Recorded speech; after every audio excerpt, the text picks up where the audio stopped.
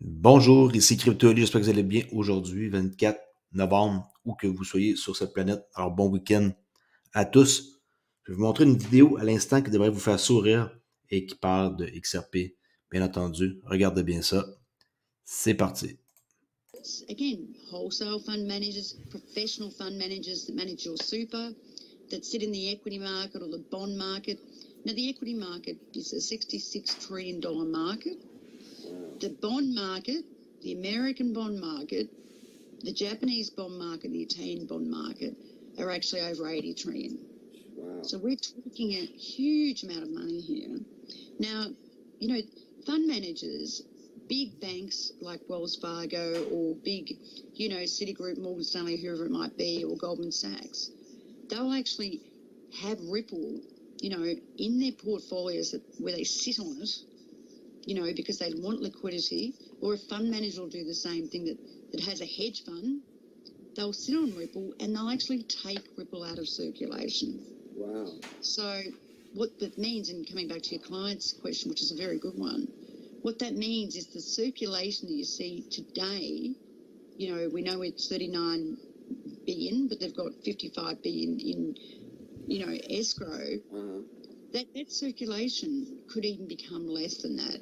Wow. And it's no different to stocks on the exchange, equity on the exchange, where the equity sits in a portfolio manager for an equity portfolio manager, and that equity never sees the light of day because it becomes their core equity, becomes their core investment in their portfolio, and they don't actually ever get rid of, say, Google, or they never get rid of Apple in their core portfolio, like a Fidelity that manages $17 trillion worth. Okay. So they could sit on Google forever and you never see that come back into the market. And so therefore, the circulating shares or the circulating coin don't come back into the market. Now that's what will eventually happen with XRP. Wow. And with that happening, the price, of course, will go up because the circulating issue is going to be a lot less than 39 billion. Supply and demand issue. Boom! Vous avez vu? Je vous l'ai dit, il n'y aura pas beaucoup d'XRP disponibles pour les retail. Les banques vont les garder pour eux, à l'interne. Et c'est la chance d'en acheter, je crois. Alors, tout ça, ça vient de changer. Et j'étais sûr que, à un moment donné, c'est ça qui allait arriver. C'est en train d'arriver. Et eux, ils sont pas plus fous. Ils en accumulent et ils vont les garder. Ça va être comme ils viennent de dire dans l'entrevue, la femme, Apple, là, exemple, ils en achètent et ils gardent à vie. Ils vont jamais comme les revendre pour les mettre sur le marché ou peu importe. Alors, c'est ça qui va arriver avec XRP. Alors, pour ceux qui ne me connaissaient pas, encore, abonnez-vous à ma chaîne CryptoAli. C'est Black Friday, 40% de rabais pour une clé d'eSIM biométrique.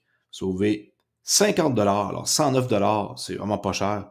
C'est la première fois que je la vois pas cher comme ça. Si vous n'avez pas encore de clé pour protéger votre crypto, passez par mon lien dans la description ou allez sur mon forum Discord CryptoAli. En passant, j'ai une autre chaîne qui s'appelle TraderAli. Si vous voulez regarder le trading et que ça vous intéresse. Stuart Authority, qui parle de Binance, en quoi que la résolution par Binance des violations de la lutte contre le blanchiment d'argent est une étape nécessaire pour mettre l'industrie de la crypto en conformité avec ces lois et garanties importantes. Les grandes banques ont toutes vécu une situation similaire il y a des années. Il est important de noter que le département de la justice ne suggère nulle part que Binance a commis des violations de la loi sur les valeurs mobilières, ni même suggère que les actifs négociés sur sa plateforme sont des titres. C'est comme si genre, ok, démissionne de ton poste, paye 4 milliards, puis that's it. C'était prévu. C'est pas un truc qui me surprend du tout. FTX a été comme, je dirais, le premier. Après ça, c'est Binance. Et bon, Binance tombera pas, par exemple. C'est juste que la façon qu'on voit ça, c'est qu'ils vont faire beaucoup jaser de eux. Et tout le monde qui sont impliqués, je crois qu'il va y avoir d'autres choses qui vont se passer. Et peut-être que Tether pourrait être les prochains. Okay? Le Trésor et le CFTC ont rejoint le DOJ, dans l'accord Binance, la SEC ne l'a pas fait et était manifestement absente durant la scène aujourd'hui.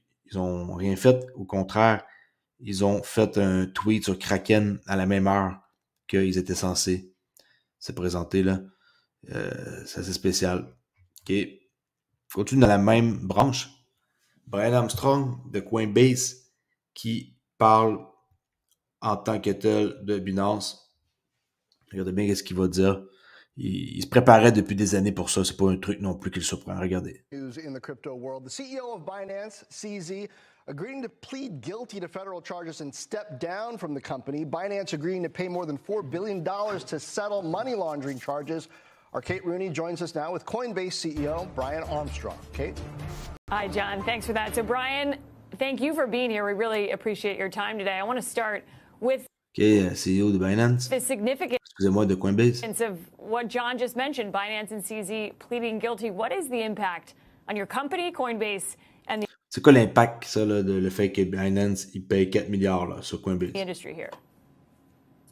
Yeah, well, for us at Coinbase, I mean, this is really a vindication of the long-term strategy that we've taken to focus on compliance, make sure we were building a trusted company. And I have to tell you, over the last 10 years since we've been doing that, it has been frustrating at times. We've seen competitors come on the scenes and not take that.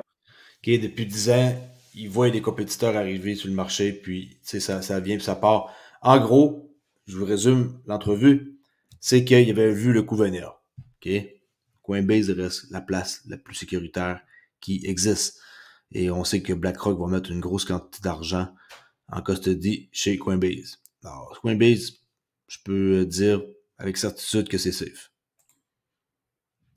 Pour faire un peu un résumé de leur histoire, au lieu d'écouter une entrevue de 6 minutes, là, en 2021, son volume d'échange, on parle de Binance, était supérieur à 4 autres échanges combinés ensemble.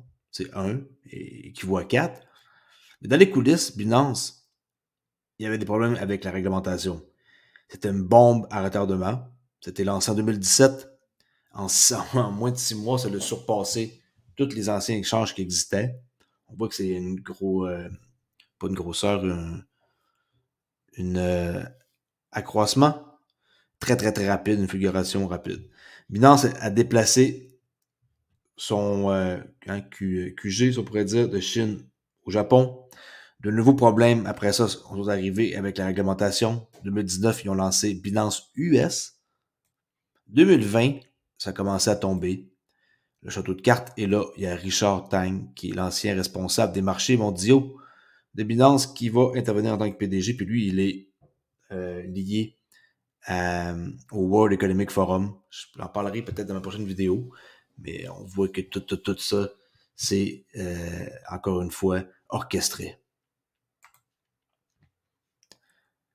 Anders, qui est X Anderson, qui dit qu'honnêtement, le seul échange de crypto que le gouvernement américain et les puissants américains détestaient vraiment, c'était Binance. C'est évident qu'après l'effondrement d'FTX et le blâme imputé à Binance d'une manière bizarre, que le prochain, ça serait Tether.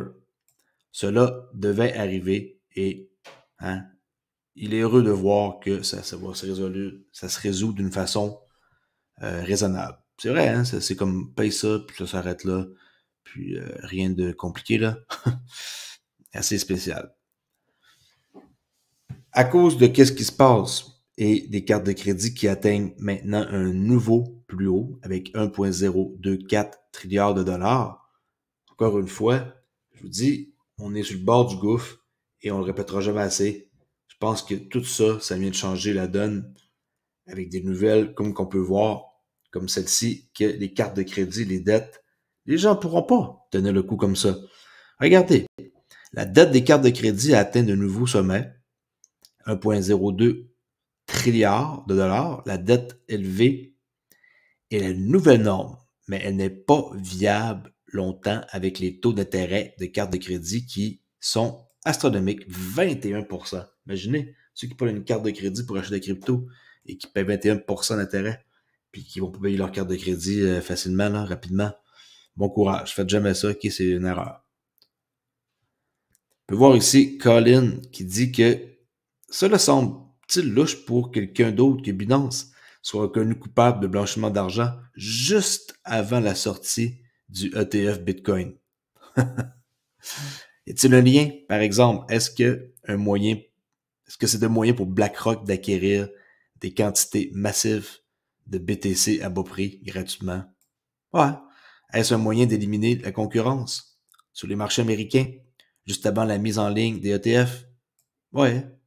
Ou n'y a-t-il aucun lien du tout et c'est juste une coïncidence? J'en doute. Alors, tu sais, maintenant, il faut faire attention. Les gouvernements, ils sont vraiment puissants. Et comme, entre autres, BlackRock, c'est tellement impliqué et tellement gros, quand on pourrait dire que BlackRock, c'est le gouvernement. C'est comme ça qu'il faut voir ça, OK? Et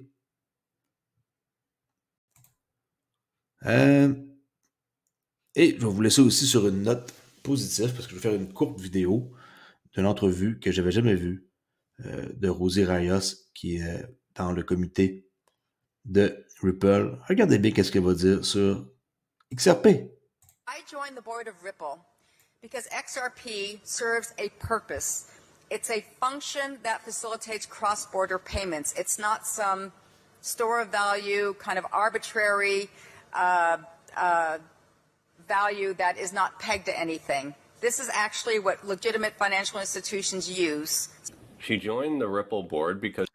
N'oubliez pas que cette femme-là, le billet de banque aux États-Unis, son nom est écrit sur les billets. Regardez, Rosa Rayos, qui est Rosa Saman, je sais pas trop quoi, là, son deuxième nom, qui est Rosa Rayos. Alors, ça veut dire quoi? Que vous devez embarquer dans le train avant que ce soit trop tard et que du XRP, ça ne restera pas éternellement à un prix, comme qu'on peut voir comme ça, de 61 centimes 17. Et avant qu'on quitte, on va aller voir le portefeuille des abonnés de CryptoAli qui, je crois qu'il est en profit. Regardez bien ça. Portefeuille abonné. On va aller voir ça. Ça va vous faire plaisir de voir ça. Peut-être 300-400 piastres, je pense, de profit. 388 piastres de profit en 24 heures. Yes, 5%. Minet Protocol qui performe très bien. 26 piastres, 26 piastres, 26 piastres. Est-ce que ce portefeuille-là va être un portefeuille qu'on va avoir regretté de ne pas avoir eu et d'avoir mis 100 piastres dans chaque projet qui sont ici? Non, je fais des blagues. C'est super le fun. On va regarder ça pendant une année de temps, le portefeuille, puis on va suivre ça à la lettre pour voir qu'est-ce qui se passe. Et je vais faire sûrement plusieurs analyses de crypto qui sont là-dedans. Merci beaucoup pour écouter. Je vous dis à la prochaine vidéo. Et n'oubliez pas un truc, c'est que la crypto est là pour rester et que XRP n'est pas une sécurité et que tout va changer bientôt quand il va y avoir de la réglementation. Mais il faut passer malheureusement par tout ce qui se passe. Les Luna, les FTX, pas les Binance, les Binance de ce monde, pour arriver à quelque chose et mettre une réglementation et mettre un peu de sérieux là-dedans pour que on puisse avancer. Parce que la blockchain, c'est l'avenir. Et vous savez tous pourquoi que XRP va être parmi les grands gagnants. Merci beaucoup pour l'écouter et à demain pour une prochaine vidéo. Ciao!